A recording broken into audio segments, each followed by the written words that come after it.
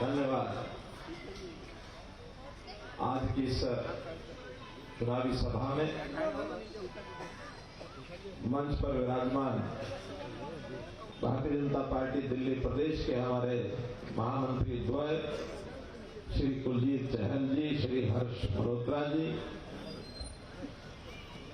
अपने इस जिले की जिला अध्यक्षा बहन लता गुप्ता जी, एक्स मेयर बहन नीमा जैन जी और बहुत ही पुराने हमारे वरिष्ठ नेता इस इलाके में वर्षों से सेवा कर रहे हैं, विधायक हैं श्री ओम प्रकाश शर्मा जी और दुष्यंत पुत्र भरत।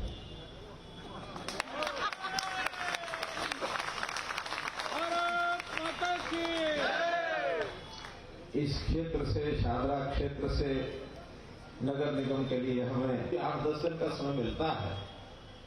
सभी प्रत्याशी, सभी नेता अपनी अपनी बात आकर के कहते हैं, बताते हैं। अपनी ओर से तो अपने ही फेवर की बात करेंगे, सामने वाला विरोधी पक्ष उसकी कमियां बताएंगे और जो सामने प्रत्याशी है वो अपनी बात बताएगा, उनके नेता अपनी बात बताएंगे और हमारी सबकी ओर कमियां बताएंगे। फैसला कौन करेगा? ये फैसला जागरूक मतदाताओं को करना है।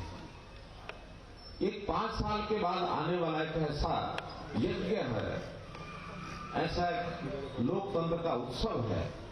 सब लोग इसमें बाहर निकलते हैं, नाचते हैं, गाते हैं और अगर दिया, ये कर दिया, ये कर दिया। अगर मां की सेवा करने वाला बेटा गली मोहल्ले में निकल करके जोर जोर से मांग लगाएगा, मैंने अपनी मां की सेवा कर दी, मां की सेवा कर दी, तो क्या वो बेटा कहलाएगा? मां की सेवा तो अपने कर्म से, धर्म से, दायित्व से, जिम्मेवारी से उससे करनी होती है। फर्ज इसलिए करते हैं। तो हम लोग भारतीय जनता पार्टी के नेता किसी भी लेवल पर हो, किसी भी स्तर पर हो, मां समझ करके इस जनता की सेवा करते हैं और इस जनता की सेवा करना अपना फर्ज समझते हैं, धर्म समझते हैं। और जब ना बात आती है भ्रष्टाचार की, तो भ्रष्टाचार करने वाला कभी भी अपना संबंध मां बेटे का नहीं रखता। वो जनता को लूटने की बात करता। जनता अलग है, वो अलग है। जनता की जेब से पैसे निकाल के अपनी जेब में डालना, कभी वो इस रिश्ते से काम नहीं करता कि ये मेरे अपने भाई बंधु हैं, हम सब एक परिवार के लोग हैं, कभी वो नहीं सोचता। तो ये भ्रष्टाचारी शासन चाहे कांग्रेस ने इतने वर्षों में दिया हो और चाहे ये अब आपके मुख्यमंत्री यहां जो दे रहे हैं, सिवाय भ्रष्टाचार के कुछ नहीं। ये हमारा सबका दुर्भाग्य है कि एक ऐसा संत जिसके कंधों पर चढ़ करके और जिसने शासन प्राप्त कर लिया, उसी की पीठ में छुरा घोंप दिया। ऐसे अन्ना हजारे के कंधे पर चढ़ करके इसने शासन लिया। Shame, shame, shame, shame. हमने भी उनके विचार सुने हैं। अन्ना हजारे एक बहुत पवित्र आत्मा के व्यक्ति हैं। शायद कुछ लोगों को पता होगा कि नहीं होगा। वो पहले सेना में थे और सेना में अचानक एक हेलीकॉप्टर या जहाज जिसमें सवार थे, एक्सीडेंट हुआ। 6 लोग थे, 5 की मृत्यु हो गई। अन्ना हजारे अकेले बचे। प्रश्न किया अपने आप से कि मैं बचा, बाकी सब चले गए। जरूर भगवान ने कोई ना कोई मेरे से काम लेना है। और उसी दिन से अपने गांव रालेगढ़ सिंधी में जाकर के मंदिर में अपनी एक कुटिया बनाई और वहां जनता की सेवा करनी शुरू कर दी। रालेगढ़ सिंधी में जाके आया हूं इनके आश्रम में सन 1981-82 में। उन्होंने गांव की सेवा बहुत की। उस गांव में पानी नहीं था, फसलें नहीं होती थी, उबड़ खाबड़ जमीन। इन्होंने जनता को निकाला, लगा करके उनको सबको काम में लगा के छोटे छोटे तालाब बनाए, पानी की व्यवस्था की, वहां खेती होनी शुरू हो गई। आज वो फल लहरा रही है वहां की खेती, लोग पूजते हैं उनको। तो उन्होंने कहा कि कांग्रेस के शासन में भ्रष्टाचार जो चल रहा था उसके खिलाफ आकर के बात बोली उन्होंने। केजरीवाल नौजवान था, उनको लगा कि आदमी ऐसा है जो शायद इस लड़ाई को लड़ेगा लेकिन कितना कुटिल, कितना ये ड्रामेबाज, कितना ये सट्टेबाज, इसने किस प्रकार से उस सत्ता का हत्या करके और जो देश के खिलाफ जितनी नीतियां थी वो सब बनाई। लालच दिए हैं वो भी कोई देश हित में नहीं है। अरे आप लोगों का स्वाभिमान खड़ा करो, लोगों को रोजगार दो, उनके पैरों पर खड़ा करो, खुद 10 नाखून की कमाई करें और खाएं। लेकिन ये जो झुंझुना पकड़ा दिया, कुछ मत करो, मैं ये दूंगा, मैं वो दूंगा, मैं ये दूंगा, मैं वो दूंगा। ये तो संयोग से दिल्ली व्यापारियों का प्रदेश है, व्यापार बहुत अच्छा है, सारे देश के लोग यहाँ आते हैं, उद्योग भी है छोटा मोटा, लेकिन सर्विसेज और व्यापार, इससे पैसा बहुत आता है। इतना पैसा आता है कि उसका उपयोग करने की जगह नहीं है।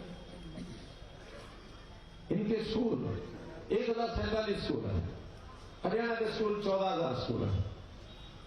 कहां खर्च करेंगे? खर्च करने की जगह नहीं है। पुलिस इनके पास नहीं है, खर्च ये कर नहीं सकते हैं। आधी से ज्यादा सेवाएं जो प्रदेश को करनी होती है वो यहां केंद्र करता है, पैसा बचता है, वो बचता नहीं है, उसका दुरुपयोग करते हैं। तो ये दुरुपयोग इन्होंने यहां किया, भोली वाली जनता को फंसाया इन्होंने, लेकिन स्वाभिमानी जनता इनके चक्कर में फंसती नहीं है। हम कहते हैं लोगों को पढ़ाओ, लोगों को उनको रोजगार दो, उनको मकान दो, उनका जो नरकीय जीवन है इनको ठीक करो, ये करने का दम इनमें नहीं है। प्रधानमंत्री ने कहा कि हर एक परिवार को हमने छत देनी है, उनके सिर पर छत देनी है। प्रधानमंत्री आवास योजना चालू की, इन्होंने वो सहायता लेने से मना कर दिया कि मैं तो अपने आप मकान बना के दूंगा। मुख्यमंत्री नाम से कोई एक योजना भी इन्होंने शुरू की थी, एक भी मकान किसी को नहीं दे पाए, एक भी मकान नहीं दे पाए। बल्कि अब भारत सरकार ने और यहाँ कुछ मकान देने की बात सीधे कही है। कालका जी में तो कुछ मकान बना के शायद उद्घाटन भी कर दिया। 3024 मकान कालका जी में भारत सरकार ने बना के दिए और ये तय किया कि 1 लाख मकान इस साल में देंगे। आने वाले वर्षों में 10 लाख मकान बनाने की योजना भारत सरकार की है। कोई चिंता नहीं है प्रदेश, दिल्ली प्रदेश करे ना करे, लेकिन हम इस कॉर्पोरेशन में जब आएंगे तो जो केंद्र सरकार करेगा वो तो करेगा, लेकिन नीचे की जितनी सेवाएं हमारे जिम्मे होंगी नगर निगम के नाते, वो नगर निगम के लोग करेंगे और डट करके करेंगे। हाँ, क्योंकि बीच में फंसा हुआ है तो गड़बड़े करेगा कुछ न कुछ। अभी भी की है, केंद्र ने पैसा दिया स्वच्छता के नाम से, स्वच्छ पानी के नाम से 3000 करोड़ रुपया। इस यहां का जो नगर निगम, पहले 3 नगर निगम थे, तो यहां के नगर निगम का 3000 करोड़ रुपया केंद्र से ले लिया, नीचे नहीं दिया। तीनों का हिसाब लगाए तो 9000 करोड़ रुपया लगा के बैठे, खा के बैठे। एक नाम बता रहे हैं गलत हो गया, एक समय हमारी, उनका नाम है निर्मल जैन, मैंने नीमा जैन पढ़ दिया, निर्मल जैन है। अच्छा, वो तो नीमा जैन तो बैन करके पढ़ दिया होगा मैंने।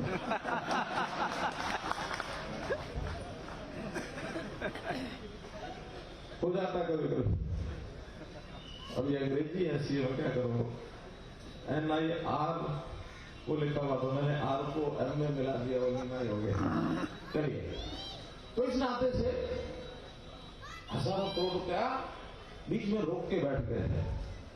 और रोका क्यों है?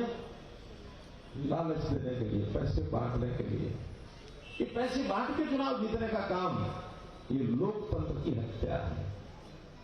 आप जनता को बताइए ठीक क्या गलत क्या है, देश हित में काम करिए, उस पर पैसा लगे न लगे जो कुछ हो सो हो। लेकिन किस प्रकार की घिनौनी हरकत, एक उदाहरण देता हूं। ये जो पोल्यूशन की बातें चलती हैं कि पोल्यूशन बहुत हो गया, AQI बहुत है, ये ठीक है, दिल्ली में AQI हुआ, लेकिन क्यों हुआ इसका अध्ययन करना पड़ेगा। यहाँ दुनिया भर के वाहन चलते हैं, दुनिया भर की इंडस्ट्री भी यहाँ है, निर्माण कार्य भी खूब चलते हैं, लेकिन इन्होंने राग अलापना शुरू किया क्या कि हरियाणा और पंजाब से पराली जल के आ रही है। हमने कहा भाई ठीक है, हरियाणा हाँ अपना काम करते हैं, पंजाब अपना काम करेगा। हमने उसकी सारी व्यवस्थाएं बनाई, सैकड़ों हजारों करोड़ का लगा करके, और उसको कंट्रोल किया। और कंट्रोल करने के बाद हरियाणा पराली बिल्कुल नहीं जलती है, पंजाब में खूब जलती है। और जलती तो आज हमारा कहना है कि उस समय तो आप पंजाब में किसी और को गाली दे सकते थे, लेकिन आज तो पंजाब में शासन आपका है, पंजाब में क्यों पराली जलती है? ठीक करके दिखाओ ना, क्यों नहीं ठीक करते हो? लेकिन अब बोलती बंद हो गई है, क्योंकि कुछ करते नहीं है। वहां भी जैसा इन्होंने अपने यहां ड्रामा किया हो, उसी प्रकार के ड्रामाबाज वहां भी है, गायक है, वो बन गया मुख्यमंत्री, ठीक है। और ड्रामा जो मैं इसमें से बात बताने जा रहा था, इनका हमारे यहां दिल्ली में कोई पराली जलती नहीं है, और जो जलती है उसको मैं रोक के बताऊंगा, क्योंकि किसान हैं थोड़े गांव आसपास के आउटर दिल्ली में किसान, ऐसा नहीं कि बिल्कुल नहीं है, कुछ है। इन्होंने कहा कि मैं पूसा से एक ऐसी मेडिसिन लाऊंगा, ऐसा घोल लाऊंगा कि उसको अगर छिड़क देंगे पराली, उसमें से वही खाद बन जाएगी। 40,000 रुपए की कोई दवाई इन्होंने खरीदी, और जब बांटना शुरू किया तो उस बांटने में कितना पैसा लग गया मालूम है? 28 लाख रुपए उसको बांटने में लग गया, 28 लाख। अब उसके बाद जैसे वो कहावत है ना कि टकेदी खोती अन्ना की साड़ी, पंजाबी में कहावत है।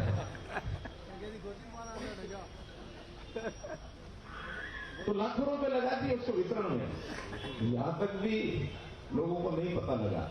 पता तब लगा कि जब उसका प्रचार ये करने लगे, और प्रचार का बिल आज भी उठा के देख लो, 14 करोड़ रुपए उसके प्रचार के ऊपर खर्च किया गया। 40,000 की दवाई, 23 लाख रुपए बांटने में, 14 करोड़ रुपए उसकी विज्ञापन में। और किसान कितने? लिस्ट में 336 किसान निकले सर, 336। कुछ तो ध्यान करो, मुफ्त का माल है, जहां मर्जी लुटाए जाओ, और लुटाए नहीं जाओ, बदले में किसी भी तरीके से घुमा घुमा के अपनी जेब में डाले जाओ। अभी एक्साइज की पॉलिसी नहीं किया है, सब स्टेट्स करती हैं, सारे प्रदेश बनाते हैं पॉलिसी। लेकिन जब पर्दाफाश हो गया कि मैं बड़ी क्रांतिकारी पॉलिसी लेके आया हूं, बड़ी प्रोग्रेसिव पॉलिसी लेके आया हूं, करोड़ों रुपए का जब उसमें धपना निकला, ईडी ने जब छापे मारे, तुरंत उस पॉलिसी को वापस ले लिया और कहा क्या कि पॉलिसी में कोई कमी नहीं है। हमने कहा भैया तो ये बात ठीक है, या वो ठीक है, अगर कोई कमी नहीं है, अच्छी पॉलिसी बनाई है, तो हमारा प्रश्न वापस क्यों ली? और वापस ली है तो जरूर कोई ना कोई गड़बड़ है। दो बातों में से एक बात तो होगी।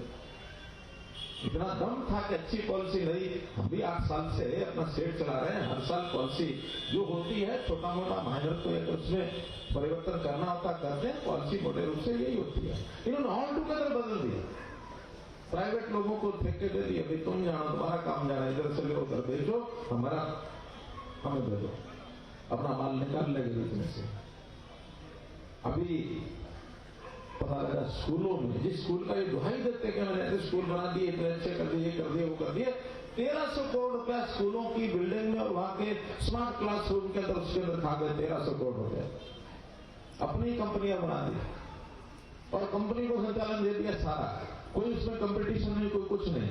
अब जब सारी सीएजी रिपोर्ट्स आएंगी और सारा जब ऑडिट हो रहा है, जब ईडी के लोग छापे मार रहे हैं, अब भागे फिर रहे हैं और कहते हैं नहीं नहीं, कोई भी किसी ने दोष नहीं किया, पड़े जेल में हैं, जेल के अंदर पड़े हैं, अभी भी कहते हैं नहीं कोई दोष नहीं है। और कहते क्या है कि हाँ, अगर दोषी निकलेंगे तब मैं इनको हटा दूंगा। अरे दोषी निकलेंगे तुम क्या हटाओगे? कोर्ट हटाएगा, जनता हटाएगी, तुम क्या करोगे?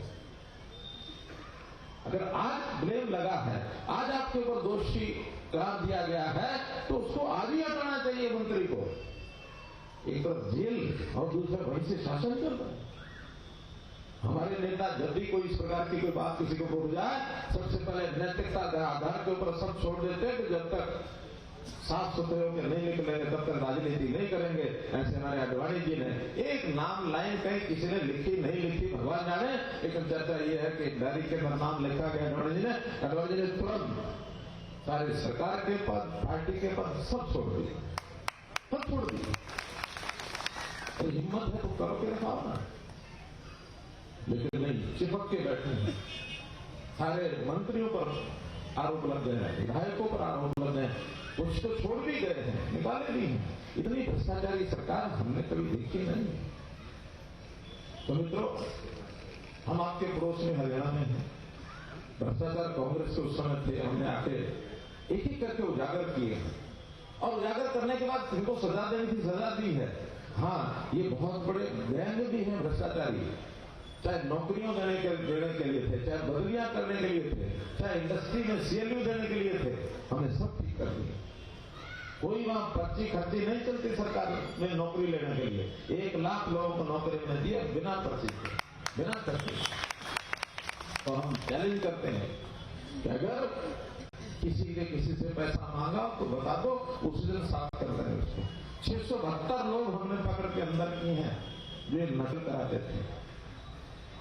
तो मित्रों, देश को, प्रदेश को हर लेवल पर एक अच्छा शासन देने के लिए हमको आगे बढ़ना है।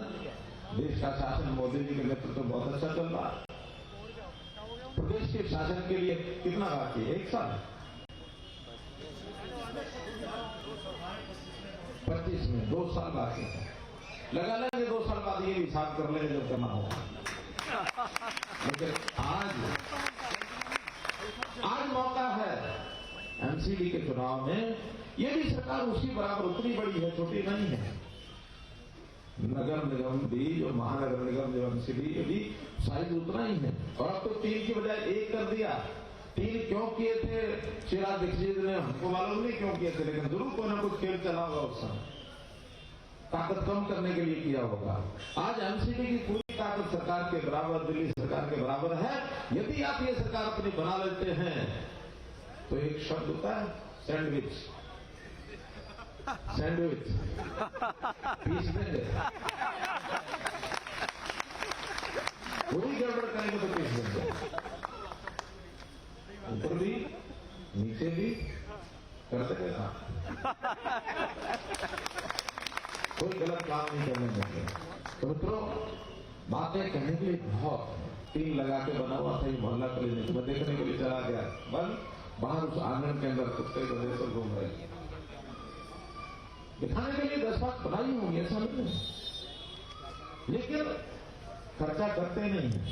पैसा कुदरती ज्यादा आता है, व्यापारियों का शहर, यहाँ तो व्यापारी भी दुखी है।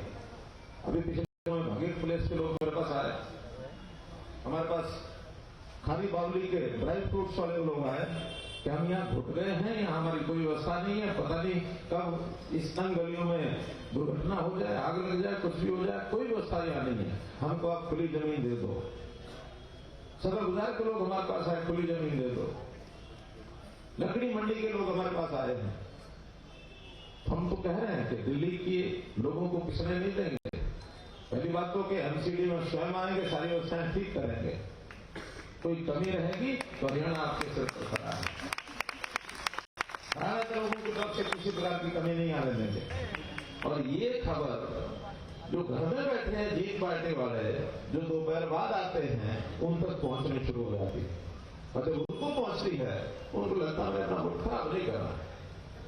वैसे तो जो खराब करते वो भी जीतने वाले को कहता है कि मैंने तुझे डाला है, लेकिन वास्तव में ही वो खराब नहीं करना चाहता, वो जीतने वाले को जिताता है, उसका मन बढ़ जाता है, ठीक है भाई इस वक्त तो कमल जीत रहा तो कमल को ही डाल देंगे। इसलिए हमारा स्लोगन क्या होना चाहिए उस दिन के लिए कि पहले मतदान, ठीक है, पहले मतदान। और यदि 3 तारीख शाम को शादी वादियां सीजन चल रहा है, कहीं तो शादियां बहुत है, तो बेटी की शादी अगर हो रही है, 4 को सुबह शादी के बाद हम बेटी का कन्यादान करते हैं। अब बेटी का वोट तो यहाँ है, अगर वोटिंग से पहले विदा कर दिया तो वोट वहां तो डाल नहीं पाएगी, ठीक है ना। इसलिए एक नया नारा कि पहले मतदान फिर कन्यादान। बेटी का भी राष्ट्रीय धर्म है, वोट डलवाना है, वोट का उपयोग करना है। तो यहां तक भी विचार करना चाहिए, एक वोट का बड़ा महत्व होता है। एक वोट पर भी कई बार आपको पता, आदरणीय अटल जी देश के प्रधानमंत्री थे, एक वोट से चले गए। और अगर यहाँ कुछ और राजस्थान के लोग बैठे हों तो राजस्थान को पता, पिछले चुनाव में जो सीपी जोशी मुख्यमंत्री के दावेदार थे वहां सिर्फ 1 वोट से हार गए थे। हमारे यहां तो इससे भी अजीब हुआ, करनाल में नगर निगम का चुनाव था, वहां पर वार्ड नंबर 1 हमारा भी प्रत्याशी, कांग्रेस का प्रत्याशी, एकदम बराबर वोट आ गए।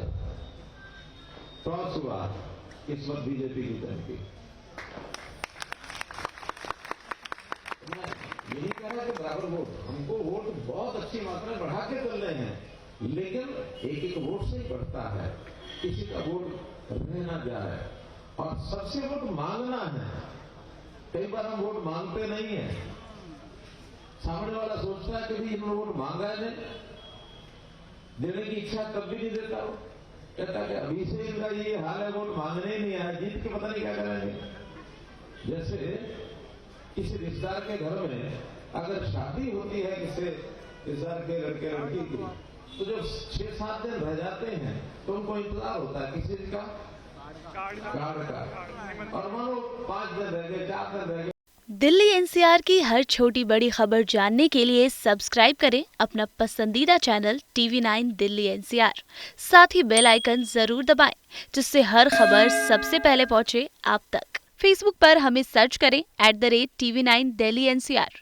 वहीं ट्विटर पर हमें फॉलो करें @TV9 दिल्ली एनसीआर पर, और इंस्टाग्राम पर हमें फॉलो करने के लिए सर्च करें @TV9 दिल्ली एनसीआर।